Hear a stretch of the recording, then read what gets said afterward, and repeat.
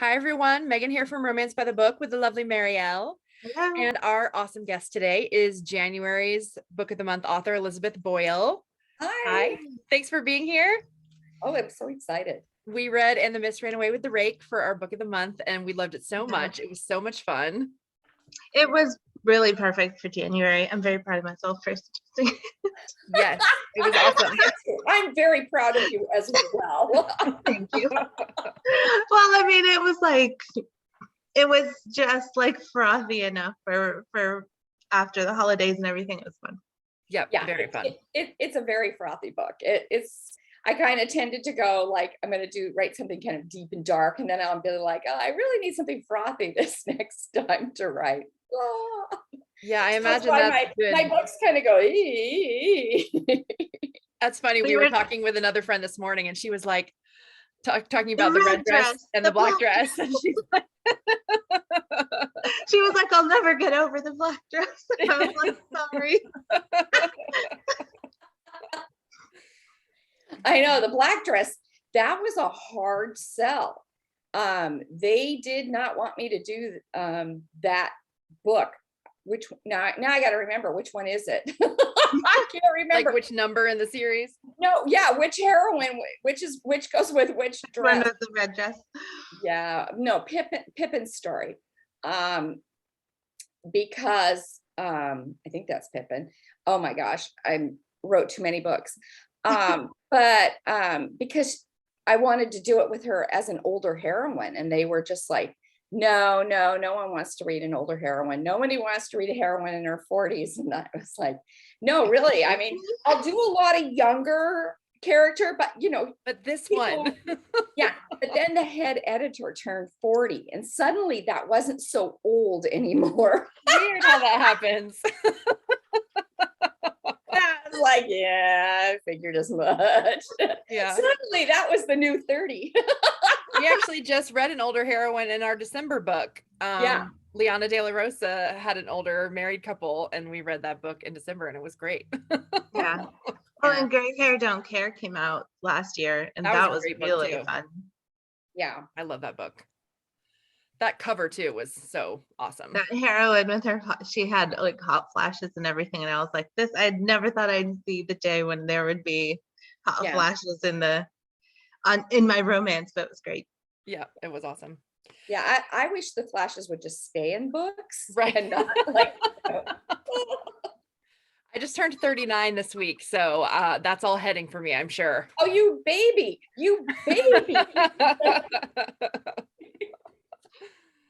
I had a birthday recently too, and I'm not gonna say what number. Fair enough. That's funny. I have mine coming up in March, but I'm like at the spot. I think I'm at the spot where like I get hot, and I work in a NICU, so I'm like under heaters sometimes. So I'll be, and I'm like, is it the heater or is it like what's happening? It's really bad. Suddenly it's like, yeah, like you're like, is that heat coming out of me, or is it just beaming onto me? I'll be like, are you hot too? Is the house just suddenly been, surrounded by a nuclear bomb? Yeah. Just blazing out of my skin. That's funny. Anyway, we digress. So speaking of older people, what about Zilla? Because Zilla, do you have any like deleted scenes or like backstory writing, free writing that you did that you could pass along? Because that woman so fun. I should just do a book called All the Ants and Crazy Old Women in My Stories. I would buy it. See, I grew up surrounded by a lot of crazy old great aunts that were like, with literal crones with their canes, and grandmothers and the whole bit. And so my mother will read my books and say, oh my God, I'm so glad your Aunt Sissy is not alive, because she would, and she would recognize herself. No, these are the women that I grew up listening to their stories. And so, That's really funny. They just end up in my books. They end up in my books because I loved them dearly for all their cranky, crazy, ways. Yeah. Aunt Zilla was so much fun. We really enjoyed her. I love Yeah. the tumbled. She looked tumbled. Well, I mean, I had a great aunt who was, after I got married, was like, I hope he's satisfying you, dear. And I'm just like, whoa, you're like 90. What the hell? He's good. He's fine. It's fine. Let's don't talk about it. Thanks. It's like, does this mean something else to you? Because oh my gosh, that is hilarious. I wouldn't have married him. Whoa. Yeah. Let's don't talk about it. That's so That's funny. funny. Yeah. So I really do love those kind of characters. They just, but I think we all have somebody like that in our lives, and so it makes the story relatable because we're like, Yeah. I know who this reminds me of. So. Right, for Well, sure. and like Daphne and Henry both had like a matriarch in their family that was like Scary, but also awesome. Yeah. Yeah, I came from a family of just big, larger than life matriarchs. Exactly. That's And awesome. so, yeah. That's awesome. Yeah. I couldn't write any other way. So yeah. So in this book, Daphne and Henry obviously are both keeping secrets and constantly wondering, when or if those secrets are going to come out. And so I guess my first question was, did you always know how long like that stretch was going to be to the reveal, or were you just having so much fun you didn't want it to end? Generally, that was one of the books that I wrote, that it was like how much, like you said, how much fun can I have with this? How wacky can I get with these characters? Because they were both kind of uptight with their expectations that you really want to pull them where they're not comfortable, and where it's going to get them out of that, closed comfort circle. These are, this is the only kind of man I want. This is the only kind of woman I want. This is what proper life is like. And okay, so let's upend all of that. Yeah.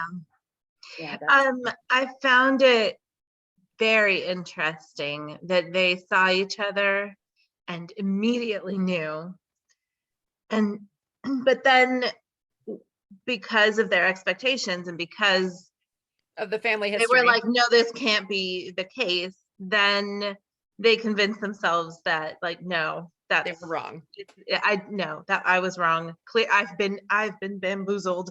Clearly, this was like, and I thought it was really fun to read, but also like how interesting that you gave them that moment, like right from the start, when they like look across the room and they like recognize each other, they know that's the one. And then outside, like they outside forces say something and all of a sudden it's like blinders. Well, and especially the dichotomy between the two dances, like the one being so like wonderful and like everything picture perfect you would want, and a second one just being them like, I know. I think it's that, a friend of mine just started dating again. And so she the swipe through and all, oh God, what a nightmare. And so she had kind of these expectations of who this guy was going to be and everything. Of course, me being me, I went through and like did a Google search on this dude because this is my best friend. She's not going out with just anyone.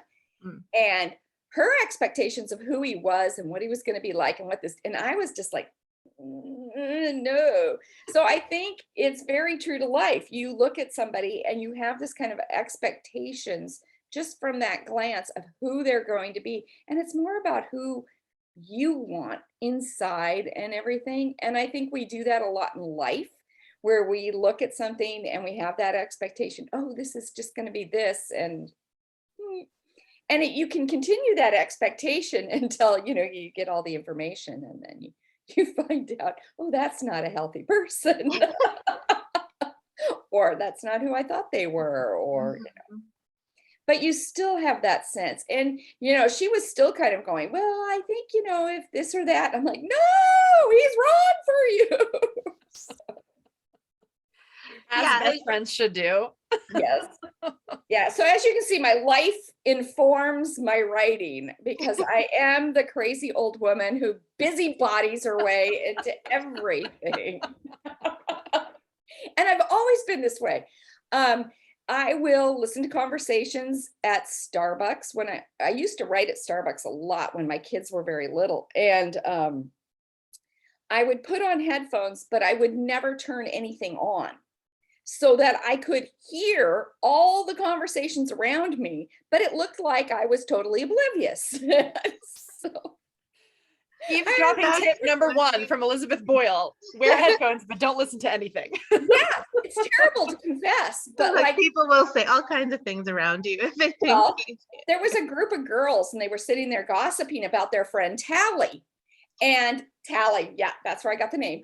And Tally this and Tally that, and I'm just getting furious for Tally, Oh my God, you backstabbing little witches. Yeah. And then who comes to Starbucks? Tally. And they're like, oh, Tally, come sit with us. And I'm like, no, Tally, don't do it. You're not your friend. Ixnay. So it really, and my husband and I'll be out for dinner, and he'll be saying something. I'll be like, what? And he's like, you're listening to that conversation at the other table, aren't you? And I'm going, yes, I think they're having an affair. And he'll be like, whoa. And I'm like, no, be cool. Be cool. That's so funny. Bad. It all informs, though. It all informs. The entire world is my oyster. Like it's research, honey. Yeah, I'm drawn to it. I love it. So yeah. So are you a reality TV fan then too? Because No, I am funny. actually not. Because I'm like, that seems very messy. Like messy drama is like all that reality TV is usually. So yeah, but it feels too staged. fake. Yeah. Yeah, it feels too fake. I love real drama. I want it real and messy and live. Elizabeth Boyle actually wants to go to a house party so she can see who's going Everything where. that happens, who hooked up, Listen to all the stuff. who's I would have fighting. been the gossip columnist going, oh, Lord S just went up the stairs again. That's awesome. Lady so-and-so was gone for 30 minutes. Oh, it's the best. Did you, when you started this series, did you know that you were going to have the friends be as involved, like where they even had little scenes in their point of view and all of that in each other's books? Yeah, at that point, I wanted to write a book about friends. And that was really important, that they just be really twined into each other's lives. So yeah, that was definitely going to be so that they were all very much, it was, kind of that, oh, hi, kitty. Once again, here comes the tail. Oh, no, she snuck by without being seen.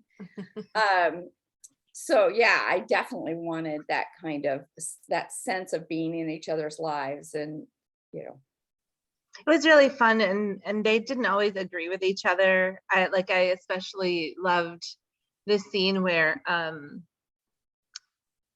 Tabitha she's hostess at this party, right? But what is that lady's name? The one that was like terrible. Anyway, she gets Mr. Muggles, she gets the dress with all the flowers, all the feathers, Yes. and Mr. Muggles chases her down, and it's this whole thing. And she's like, they're up there laughing, and she's like, Harriet. She's like, I had to go apologize to these people because you, and she's like, Because of you, and you're up here laughing. Yeah. Yeah. It was, and they didn't stop. And then like, she they starts could have laughing. stopped her. They didn't. Because it's funny. It is. It just felt so natural to like a friend, like female friends and people who've known each other for a long time. Mhm. Yeah. So I was curious if it was a thing that developed as you were writing, or if you No, kind of- it was something I definitely wanted to do. I wanted, three very different people, because they are very different people. Mhm. But at the same time, they're good friends. They have kind of that kindred spirit that just runs through all three of them. They see each other's faults, they know what they are, they accept them, and they band together. So yeah, Awesome. Yeah, it's so much fun. as we all should have, like a band of sisters around us. So, Yeah, Yeah. definitely. Yeah. So later on in the story, when they take their little road trip, I loved all the inns on the road along the way, like helping them out. What gave you the idea to bring that part of the story together? I love a good road book.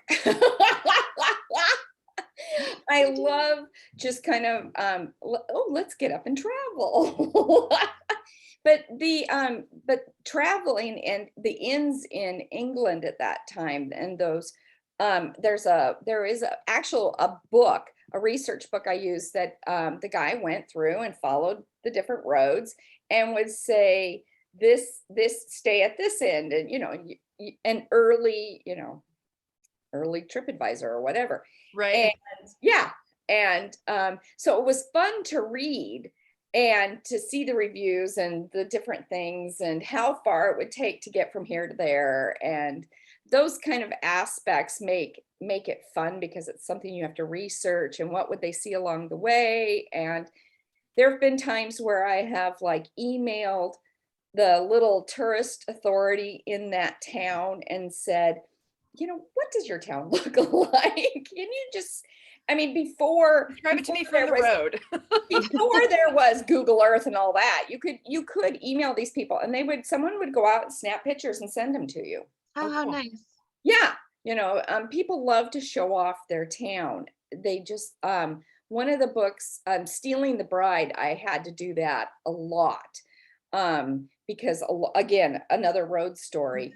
And along the way, I had different tourist authorities just send me photos of small places. Now you can pretty much Google any spot on earth and you can find pictures of it, and that's amazing and wonderful. But back in the 50s, Takes a little bit of the fun out of it, I would guess. well, You don't you get to don't like need talk to yeah. someone. Yeah, because they'll invariably say, but have you thought about using this? And it's something you may not have known about.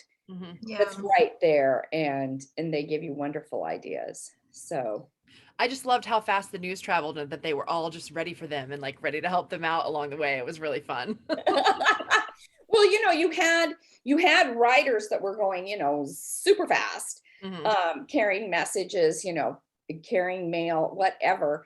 And then, a normal carriage would be a little slower than the ones that are posting and are all set and could, the horses are ready. They grab the horses, they keep going. So, Right. It was also interesting how stubborn both of them were. Henry, I think, was very like, he was set on like, once he decided that, okay, Daphne, I love her, and she is the person she's Miss Spooner. Yeah. And once he put all that together, he still was like, he wanted her to choose him, and not because of the letters, Not but because dishwork, even though they're both and him. he was so stubborn about it, and she was Yeah. the same way.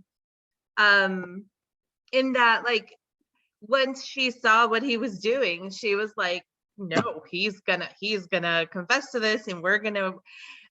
And it was so funny, because I thought, like, the insistence that they both had on like having this particular thing their way. Mhm. I felt, because I overthink too, that it probably helped them later on in their relationship, because it was like, this one thing is important to me, and we're gonna, if I don't get this, then that's it. that's not enough. Yeah. Well, I think it's also a matter of, having that being seen or understanding of who a person is. My son started kind of seriously dating this girl recently, and when we met her, well, not recently anymore, but when we met her, she said something about him, and just kind of an offhanded comment, and I realized, oh my gosh, this girl, not only does she see him, she gets him. And she gets him in a way that she likes, that's something that she really admires and likes. And I was like, you're okay. Yeah. You're okay, because when somebody gets you and they laugh, and, like I was over at my, again, my best friend, I was over at her house, and we were watching football and cooking like we usually do when we're together. And I said something about, well, what was it? It was some offhanded comment about nobody's ever accused me of not having a big mouth. And she just started laughing, and it wasn't, insulting. It was like, yeah, you get me. She didn't say no, but she also no. Right. She's like, yes, I know you. I'm not going to argue that point. Yeah, and it's pretty hilarious. Yes, this is the little train track that the cat is back and forth all day long. Across your keyboard. Yeah. Well, she has a little. Let's see if we can see it as I show you my mess. Oh, I see. A little box. She's got a perch. Yeah, she's got her little perch on the desk. Cute. Yeah, so she can see out the window. It's finally getting light. So that's right, because you are 3 hours away from us. So yeah, we're midday, and you're like, Seattle early. is kind of dark this time of year. We don't get light until about 8 a.m. and it's dark by 4. And oh wow. Yeah, and it can be gray all day, so it's a little trying. Little seasonal affective disorder happening over there. Yeah, I know. That's why I have like every light on. Because there's no light outside, but it is starting to get it to be another gray, overcast day. So there we go. So I also wanted to mention, I love mushroom as an insult. And I have to ask you, like, did you make that up? Was that like a common thing back then? Like what? I love it. that is a Regency era piece insult. Of language. Yeah. That's amazing. I love it so much. Mushroom. Yeah. Well, it came up a few times, right? So that we had a whole more than one person about it, because we were like, well, it's not just one person saying it. So no, it was totally an insult. That's totally awesome. An insult, because the mushrooms are the ones that kind of spring up overnight. If you've ever social climbing mushroom, yeah, because they're just brand new, and that's the way mushrooms grow. Seriously, they're there one day, they're not there one day, and then poof, there they are, and you're like, whoa, my yard is full of mushrooms. And so it's not. That's awesome. I love it. It's a great insult. You newbie. So and it didn't stick around till modern times. We bring it back, Megan. I'm going to. It's super fun. There's lots of ways we could apply that. Yeah, let's bring it back. There's all kinds of fun, kind of Regency-esque little insults and names and things that would be fun to bring back. Every time period has just the most fun slang, and then it just kind of eases out and disappears. Yeah. Disappears, and it's like, that's too bad. But it's ephemeral, and just that momentary blip of how people see the world. So yeah. It sounds like you love the research part of it, of the writing. Oh yeah. Have you ever, are there any like particular pieces of research that you've like done that you haven't been able to use yet, or that you've kind of like kept to the side to one day use in a book? There were always bits. I went, a friend of mine, and I went to England, I don't know, about 10 or 12 years ago. And she was researching an Elizabethan era story. So I was kind of just tagging along with her, just kind of kicking around maybe a dual time story or something, you know, but it was a lot of fun. But we went to, I think it was St. Bartholomew's Church in London. And that probably am wrong about that, but it was one of the really old churches in London. And I had arranged a private tour. My grandfather ran a museum, and so I know my way in and out of a museum pretty well. And I know that if you can connect with the right person in a historic site or a museum, you can often arrange a private tour, especially when you say you're a writer. They just like open doors, which is really kind of a cool thing. It's one of the little perks. And so we went on this tour, and the guy that was supposed to do it just that day, I don't know, was in a, the guy said, was in a pet. So he was just not interested in showing us around. And this other guy that was the caretaker who lived at the church was like, I'll take him around. This guy took us, I mean, the caretaker, he knows Everything. Yeah. Every closet, every stone that lifts up, and there's like a secret place down below. That's awesome. He took us from the bell tower all the way to the cellars, down below the cellars, into the crypts.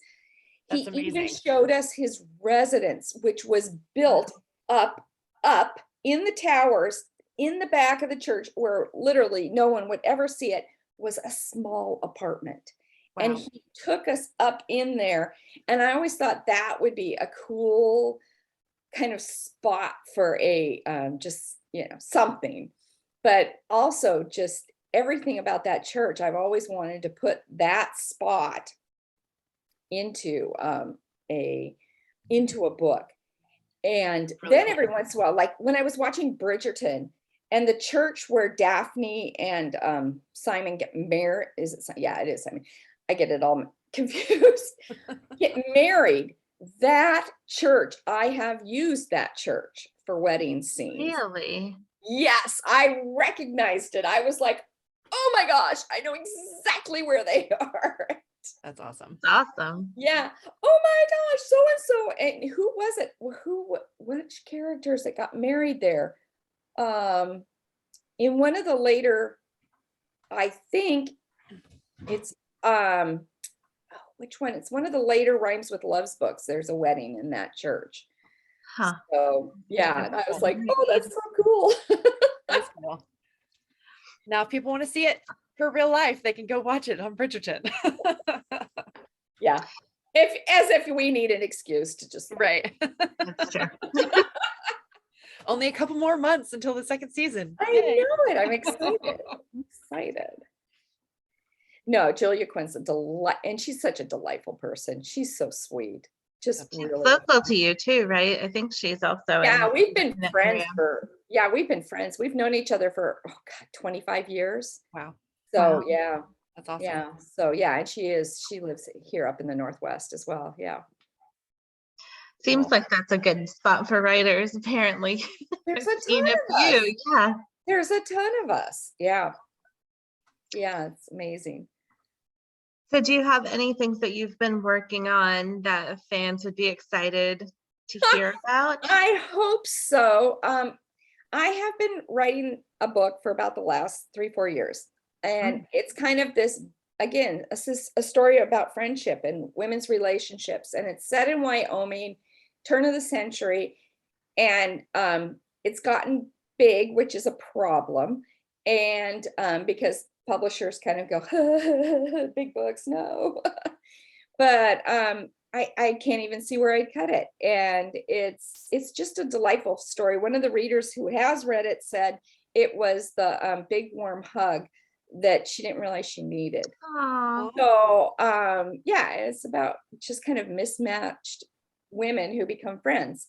And oh, are we coming through again? Bye, Kitty. Oh, yeah, there she goes. You didn't see her. She's very good sometimes with her tail of keeping it down.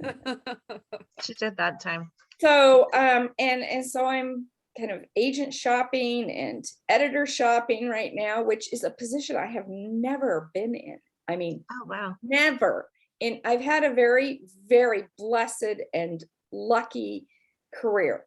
And so it's kind of it's a weird place for me, but I'm excited about it, and I hope it, finds a home soon. So Nice. Well, it sounds like really different, but also the same as far as like the spirit of the, the topic, but setting's completely different, and the setting is different, but it's a small town. It's warm and cozy. It's set during the holidays, so you get all the Christmas feels, and just all, everything that's chaotic, I think, in our lives really comes to a head at Christmas. It's like all the family relationships go south.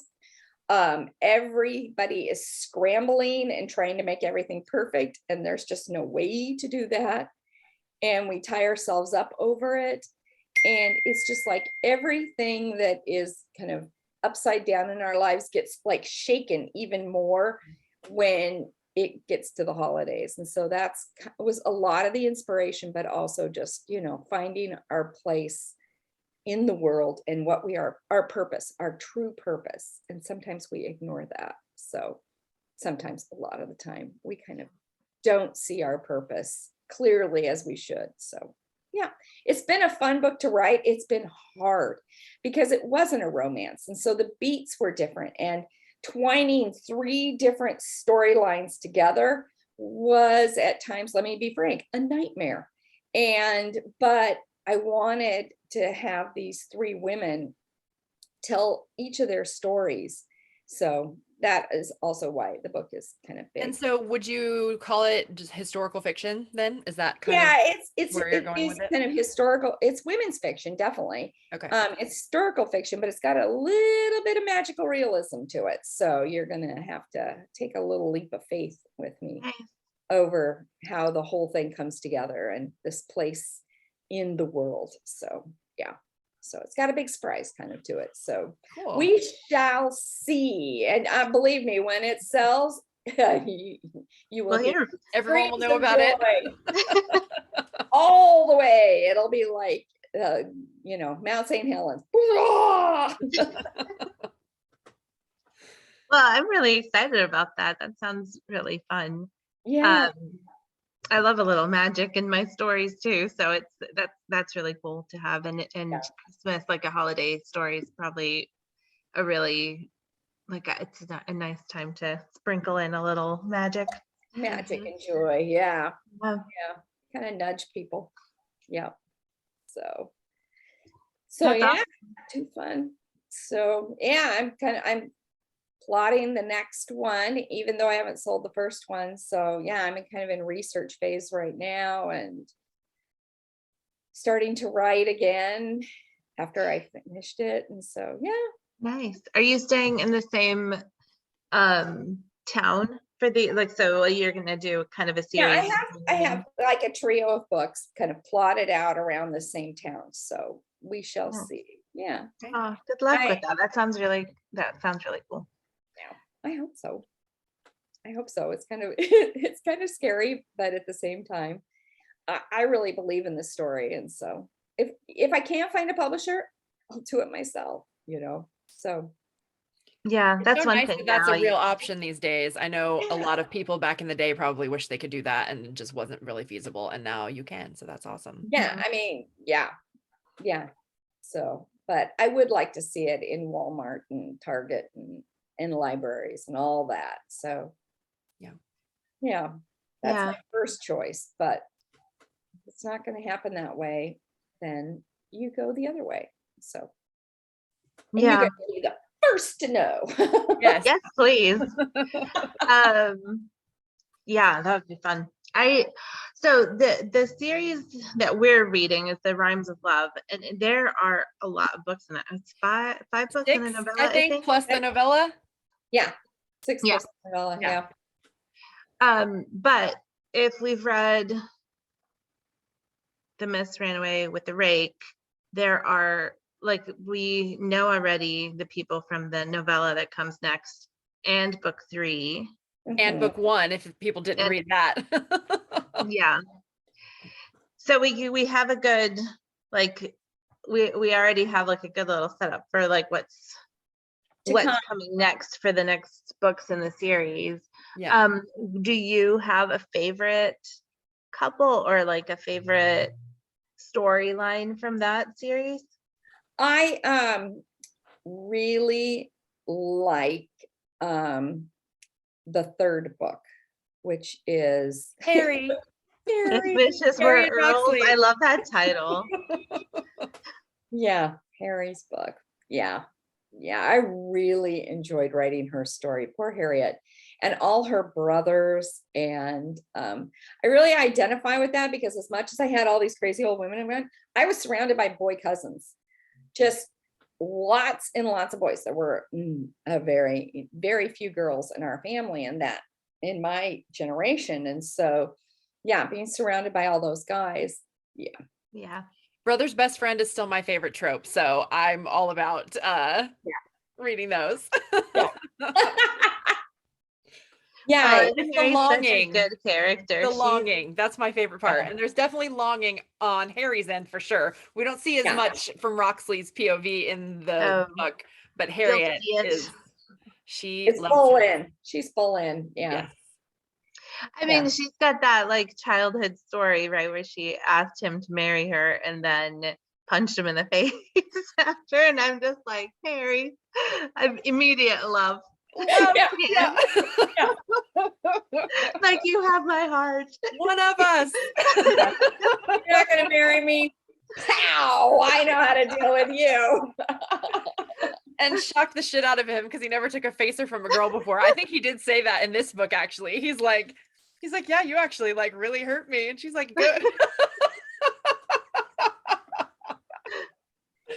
Yeah. Those are how those things happen. Definitely. Yeah. No, I loved Harriet so much. I mean, even as I started, I mean, Tabitha and just Daphne and everything, but Harriet was I just saw that longing and spark in her the minute she stepped off the page. I knew. And she is a little scene stealer. Yeah.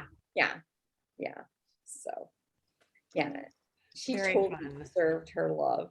So, but the following three books are just kind of again those friends and such, and that grow out of writing. I hadn't planned those books, but they just kind of grew out of the first three books. So that just happens, you write a series of books and then you want to kind of stay in that world, and you have kind of these outer characters and you start playing what if. Yeah. So yeah, that's awesome. Yeah, it turned into a fun series. I definitely yeah, I think I read those when they came out, and then and especially I mean I have love for all that the first like three, and then the what's the novella called? Are There Any Rogues, or Have You Any Rogues? Have You Any Rogues? I love that story. That was really fun too. That's great. I was so surprised when we were talking about it in one of our, or before we recorded one of our recaps, and she was like, well, we've already met the hero or the heroine of Crispin. And I was like, we have. And I was like sitting there trying to think about it, and then she told me who it was, and I was like, oh my God, like how did I not get that myself? Yeah, it's awesome.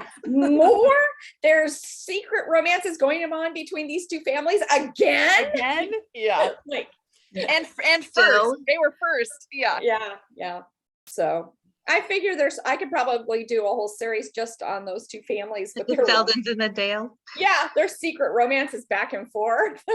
I mean, didn't Zilla have like a feud with one of the cousins from the, like, I mean, it's just, I feel like those two were like, well, it's just, put two families in a ballroom and tell them they hate each other.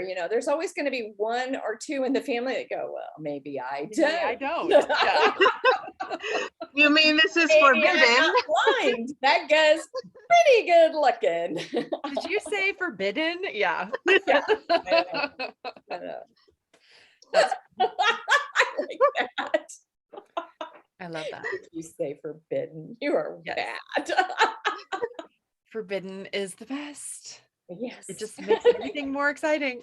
Did you know what the feud, like the source of the feud was going to be from the beginning? Or did I can't, I don't, probably not, just probably sort of worked its, sometimes when you're writing, I will leave holes in a manuscript all over it. And if I think, oh, I need something kind of funny or something, I need something and I'll just kind of keep writing and then it will come out, just kind of the threads start pulling together. And I'm like maybe what Mr. Muggins did made you realize that that's what the original problem should be. Well, kids from book one, it was like around. scandal and like, this is terrible, like it's, and then when it's revealed that it was, I was like, oh, yeah, I guess this is, something like this could just tear the world apart. Oh, that's funny. Oh, it's too funny. Very funny. And I love that they're like neighboring estates too, because that just makes everything. Yeah, because that just puts the whole neighborhood into this chaos of, well, I don't want to pick sides because that's going to cut me off from half of the neighborhood. Right. Yeah. Can't we just all get along? Apparently not. No. That's funny. Well, I guess we had a really fun time with this. So fun. And I'm hopeful that people will want to like keep on reading because there's definitely more to see. Do you have, I guess we should ask our questions that we normally ask. Oh yeah. So yeah, we always Because ask I'm gonna everyone forget the about same question. And so mine is, what's your favorite trope to read? Favorite trope to read?